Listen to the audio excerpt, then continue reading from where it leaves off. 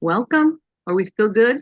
I'm still good, yeah. Welcome to okay, I'll explain about the episodes in a minute, but welcome to Deep into the Shallows. This is the Iris and Jose Project, and I'm Iris. I am an observer of human behavior. I'm an author, and I'm the host of the Retribalized Drum Circle, it's a local event here where I live. Don't worry about that, near San Antonio. But with me today is my partner here, and I'll let you introduce yourself. Yeah.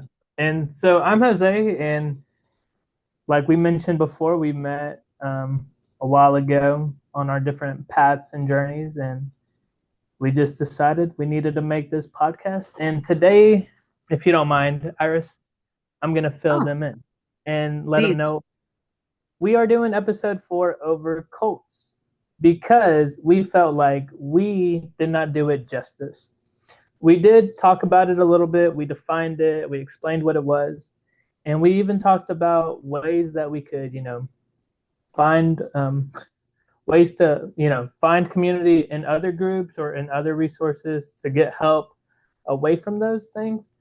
But remember, cults are groups characterized by deviant beliefs, practices, or ideologies led by charismatic leaders. And so I think my question to you, Iris, Yeah. is has this happened to you? Oh, goodness. Well, I wouldn't say in particular that it happened to me, but I do have experience with, you know, um, cults. Yeah, and it's an eye-opening thing when you realize that they are kind of everywhere.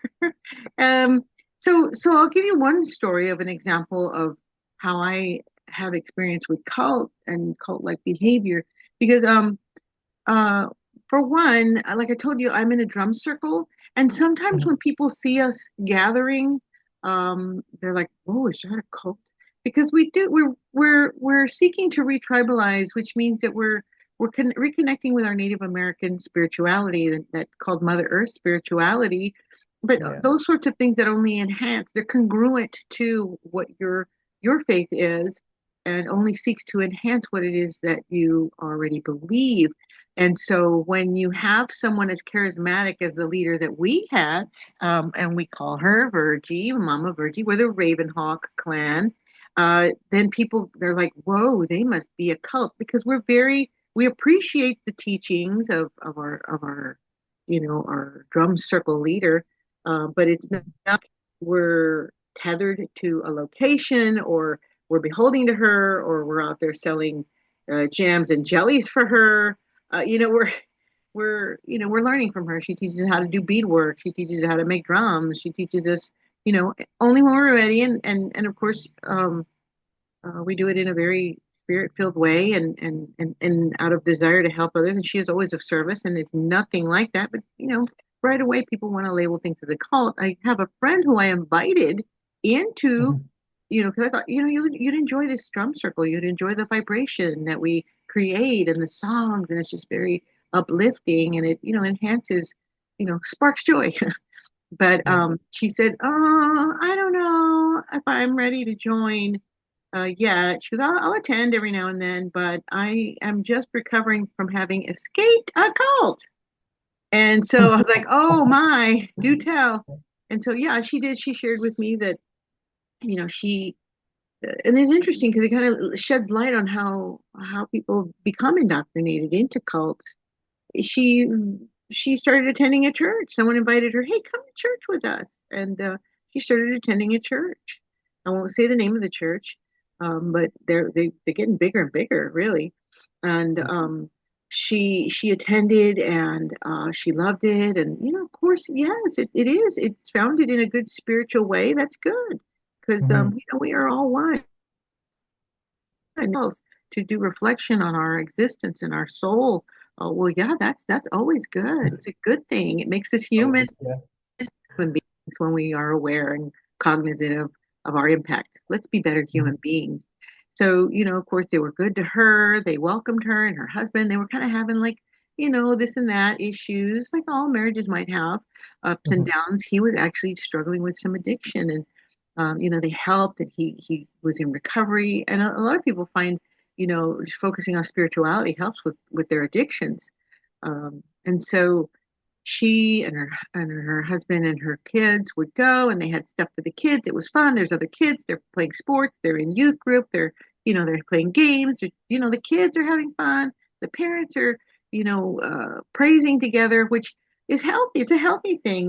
They say the family that prays together stays together. It was Yeah. only until things got very unbearable for her where she was thinking, like, this is not going to work. My husband keeps slipping back into deeper and deeper addictions and doing these things secretly and really horrifying things too. I think I'm Mm. going to have to divorce him. And they're like, oh, hard no. You are not going to get Oh, divorced from him. You are married. We don't do that in wow. this church. And, yeah. And so she was like, whoa, you can't tell me what.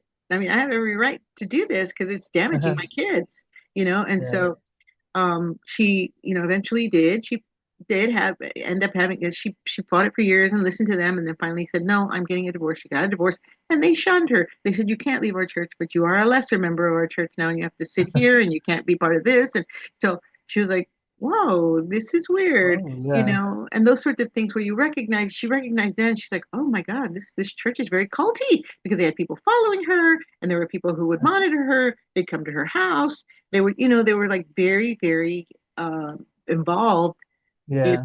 in her life. And it's one thing to be spiritual and to worship and to be a part of a strong religious group or spiritual group, but it Yeah. is a total another when you feel like you have to escape. Mm. And so that is my one of my cult stories. Uh, Yeah. I have a few that I have, but I think in when it comes to that sort of cult like behaviors, well, I mean, now it's my turn to kind of pose a question to you, Jose, and Yeah. like these social dynamics that we're exploring. Um, you know, we're as observers of human Mhm. behavior here in our Iris and Jose project. Why do you think that cults are able to get this, like, recruit people and get this stranglehold on them and indoctrinate them and really, really brainwash them? Why do you think that has had that effect on people? Yeah. So I think kind of what you mentioned about like, the leaders being charismatic, it kind of gets a sense of engagement going on. And they feel involved, they feel welcomed and all Yeah. that good stuff. But then once they start letting you know about their beliefs and how traditional those beliefs are, like, for example, she can't get divorced. And that is a belief, but then in the Bible, it also says like different reasons on why or how, you know, divorce is okay. Yeah. Essentially, like if abuse is happening or something like that. I'm not gonna try to quote the Bible right now, but it's essentially along those lines. When it's not really working out, then it's okay.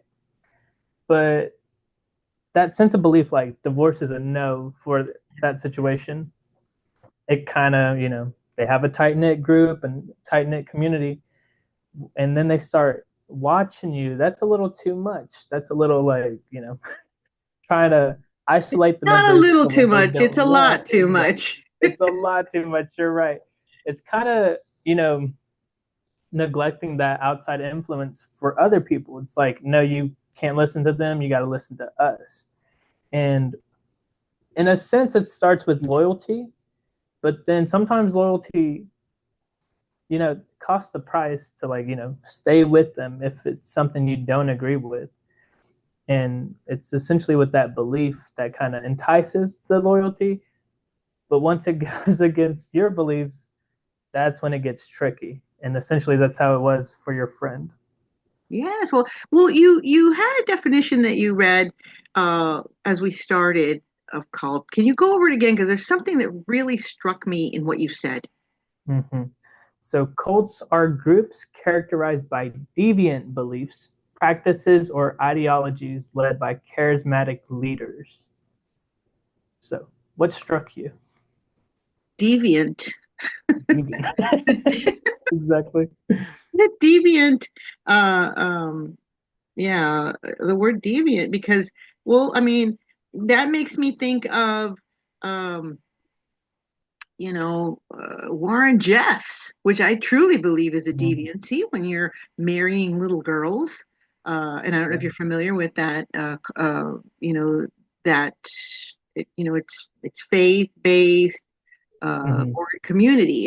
It's a community that is really cult like. Um, yeah, I'm trying to think. It's the Latter-day Saints, but it's like an offshoot of it, and I think when it comes to these you know religions, they're good people. Mormons are good people. They're good, clean Hmm. people. Jehovah's Witnesses, they're good people. There's people who are offshoots. I think they call them apostate, that they go out and they start their own branch of the church, and that's where I think sometimes they go towards the deviancy. Um, and I'm trying to remember. There's a Netflix. It's called The False Prophet, a Netflix documentary about one of the gentlemen who when he saw an opportunity when Warren Jeffs was put in prison to because they were missing a leader in their community cult, and Yeah. so he stepped in and he took it to a whole new level, of marrying little girls, and Yeah. so. That's where when you said deviancy, that's on it. Quite honestly, that's the first thing I thought of because this is Yeah. not normal. It's not right. And if you ever get a chance to watch it, it's called The False Prophet on Netflix. And not that I'm trying to plug anything Netflix or anything like that, or like they're going to sponsor us and give us a whole like throw money at us or anything like Yeah. that. Um, so I mean, if I give people ideas, I can't help it. But Yeah.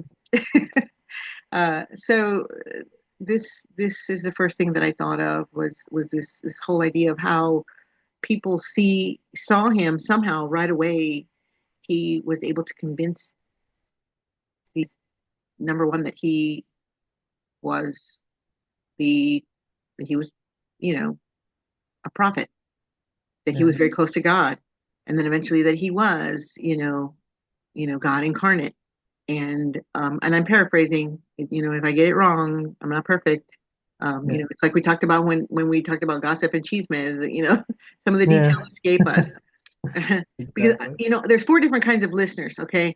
And one of them is called the connective listener, and that's what I am. I discovered that over the weekend at a training, that I'm a connective listener because I listen for feeling and for connection. And Oh. when people are connective listeners, they might miss details. Now, on the flip side of that is an analytical Mhm. listener, and an analytical listener listens for all the details, the data. They might even fact check the person that's speaking, and they're going to come Yeah. back with like, hey, actually the number is this. Actually, this is what you're thinking about. Actually, blah blah blah. They're fact checking you immediately, but what they may miss is the feeling and the connection, right? Yeah. So, and then there's two Makes other sense. kinds of listeners. We won't get into that right now, but just to let you know that that's the kind of listener I am, and so I don't get all the details sometimes, but I'm telling you, Mhm. this guy who's convincing these little girls that, and the parents too. So you may wonder, like, oh my gosh, Oh. he steals them. No, the parents are chill with it, which is super duper horrifying. They all Hmm. have that same, there's a way that they do their hair. They do this interesting, I mean, you don't cut your hair, it's long. You've seen the fancy doo-wop hair that they put up, with the little Hmm. whoop, I almost got it going on right here myself. Exactly. Yeah. But I was like, "Are you talking about me?" oh yeah, wow, Jose, I like the way you've done your hair. But they wear the same clothing, those long dresses. They kind of look like pioneer dresses, and that Mhm. they don't go do society or anything like that. You know, like the Mennonites, and Mennonites, for you got to respect that. Mennonites, it's not a cult; it's a way of life. You know. Mhm. But what separates, and they can leave when they want to. They can separate from it. It's not gonna be their family's choice to separate from it, and it's not like they want other people to join from outside, which Well, makes you wonder too. I mean, what is the goal of a cult leader, charismatic cult leader? What what do you think their goal might be? well, I guess it kind of depends on the group, the cult. Like Like the for door? example, Oh, huh? sorry. Go ahead. Like anyway, you go ahead.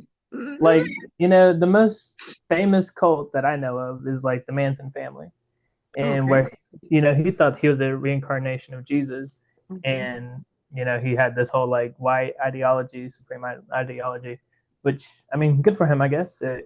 He had some leaders, he had some followers, but essentially, it just committed multiple murders. Was crazy. So I wonder how that happened, and so I wonder why people were so invested in it and like involved in his cult. Wonder no more.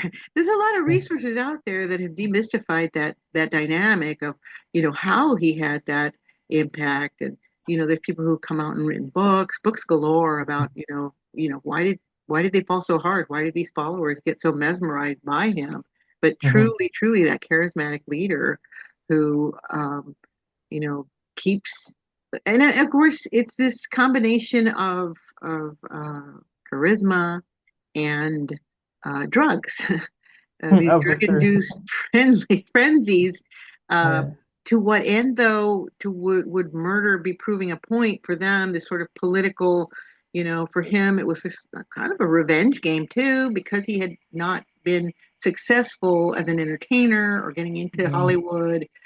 He just didn't quite get picked up and felt shunned and dismissed, and almost like convincing these other people to do his evil bidding, but in the back of his head, it's like, oh, I'll show you.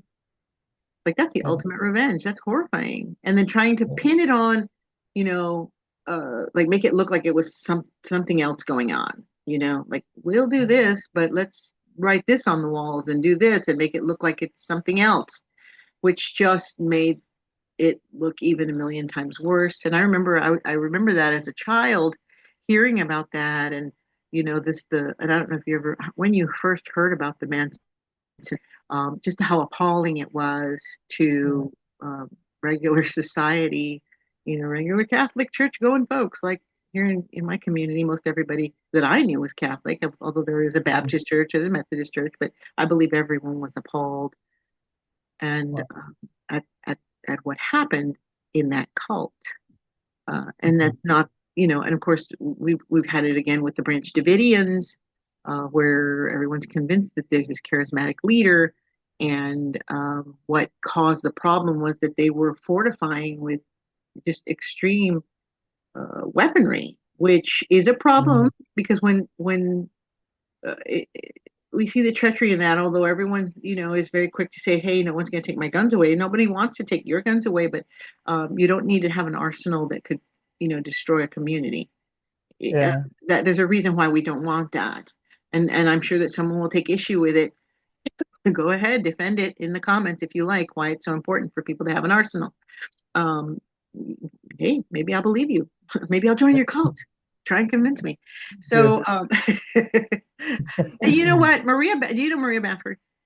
She No, wrote I a didn't. book. She wrote a book called "Of Course I'll Join Your Cult," Uh-huh. and look into it, man. It's funny. So it's of course it's tongue in cheek, but that's another thing you can look into. And dear listener, we don't have time to get into everything, and we do mean to get into the deep into this subject, but of course, um, it's we're still on the shallow end of it because of the time Yeah. frame and because we're covering a lot of ground. But the other cult that, of course, you've got to think of is the not just the Branch Davidians, but also the Jim Jones, the ones that went to Guyana. They actually bought property Yeah. out there. You know Hmm. about that one? Yeah, I read a little bit about it. But And yeah, why I did thought they that go to was Guyana? well, I don't know why that, but like the fact that it included children is a little interesting, and just why the drugs, you know? But like Why the poison, yo? exactly. Why the poison Kool-Aid? Um, Yeah. and then, of course, there was one in California. I'm trying to remember what it was called.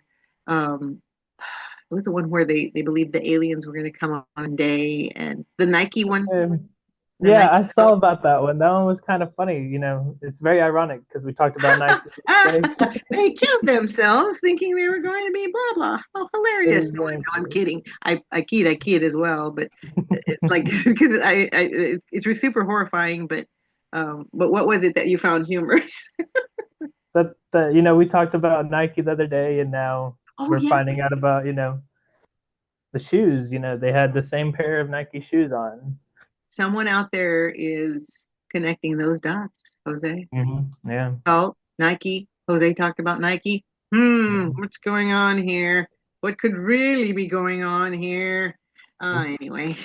Anyway. Well, that's so, it's funny how life lives, this whole existence is sort of in repeatable patterns. And, Hmm. and that's why we do what we do, Jose. I know that is why we want to help.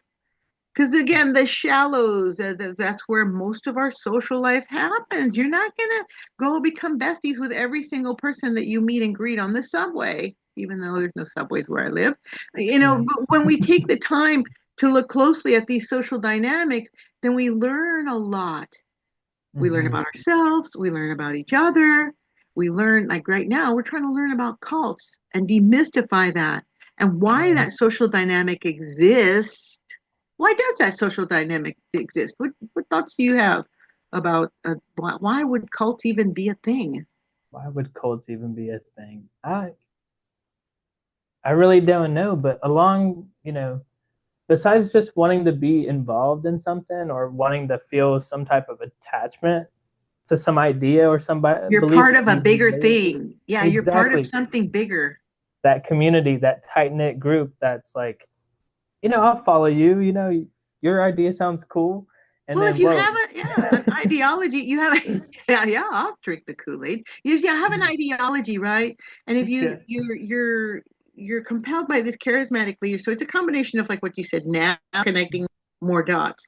This person Mhm. is super charismatic. They've got a way of working with the people. Maybe Mhm. there's some drugs involved. Maybe there's some Maybe. sex involved. They're Yeah. like super, super like making them feel loved. Mhm. Mentally, emotionally, physically often. That's why when you said, "Oh yeah, and there's kids," well, heck yeah, there's kids. They're out there procreating with all these women. The charismatic leader, like we are now, husband and wife. Come in here, and then boom, babies, babies everywhere, left and right. I may be Yeah. kind of simplifying it, yeah, and it seems kind of goofy or whatever. Uh, that's the perception often is that these leaders, their spirituality involves a lot of sexual energy, Mhm. um, and it has this sort of healing aspect to it, evidently, but Mhm. I'm not buying it. Okay, Yeah. I don't buy it.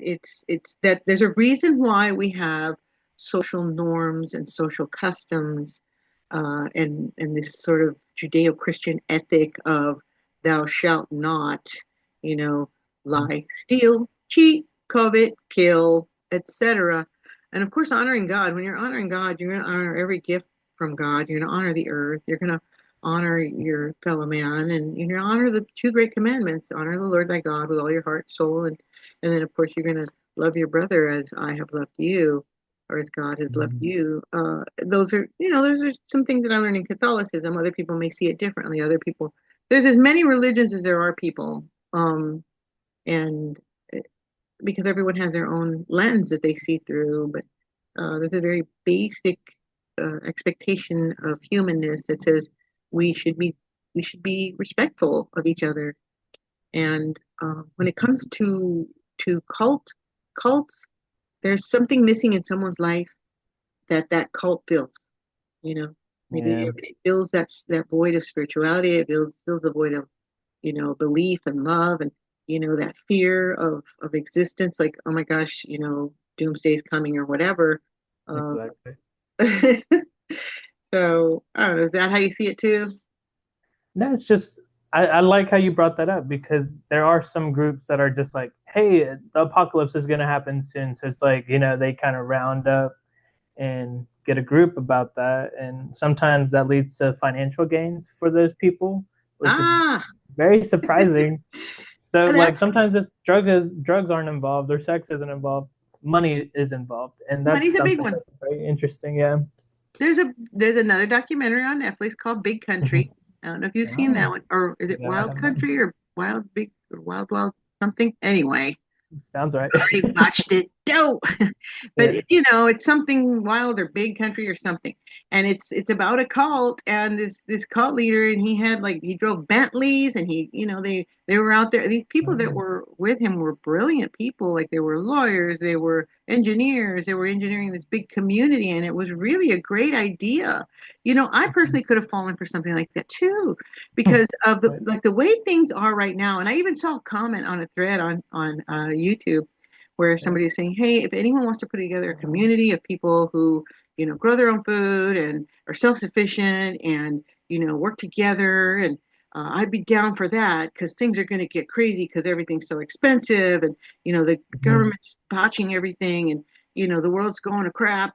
The heck in a handbasket, and I want to be in a smaller group that does better." I can see Mhm. where that's beautiful, fertile ground for a cult to develop. Yeah. So I would not be surprised that we have, compounds forming right now with people who are very much about survival, and, that, and if again, someone has a money motive. I think it was L. Ron Hubbard that had said, I could make a lot of money, by creating a religion and blah, blah, blah. And Mhm. that's what they say happened, after Dianetics and, with Scientology. Yeah. And so there's a lot of great quotes about that. Like if God didn't exist, then it would be necessary to invent God, which uh, that's a crazy saying. Personally, I just still subscribe to the whole idea that uh, people feel like they're going to get all the answers, like Mhm. when I die, God's going to reveal everything. And it's like, I don't know so much about that because, um, like, you always have that sort of. It's like a nesting doll that you can Mhm. never quite get to the inside of, like a Chinese puzzle where, in the Matryoshka, you keep opening and there's a doll inside and there's a doll inside and there's a doll inside, Yeah. because you have to ultimately ask yourself, okay, who created the creator? Who Yeah. was there? Where did creation come from? What came first, the chicken or the egg, et cetera, et cetera. And that's why people go down the rabbit hole, go crazy, and join a cult. Okay. It looks like we're running out of time. But if you have any last words about any of the social dynamic that we have discussed here, we have some other episodes that were on deck. We're thinking of, enhancing, going back to some of those topics. I tell you, I don't think really we really did. Um, Definitely, and I'm glad you brought up the fact that we needed to come back to the cult thing. Yeah. We didn't address it the way we needed to. And I think we got made some ground today, don't you, Jose? Yeah, I did. Yeah, I do. We definitely did You did. do it I justice. don't know about me, but you certainly did. No. We did it justice, and I mean, hopefully, people listen back to our episode 3 and realize, like, maybe if you do find a good support network or just a good community or even professional help, you could acknowledge, like, maybe you joined a cult back in the day, or find just better ways to get a community in your life instead of going for something like that. But Yeah, again, there's no judgment with that. It not at happens. all. It happens. Well, thank you so much, Jose, and thank you everyone for listening deep into the shallows, where everyday conversations reveal deeper truths about how we live together. See you next time. Yes, ma'am. Bye. Bye.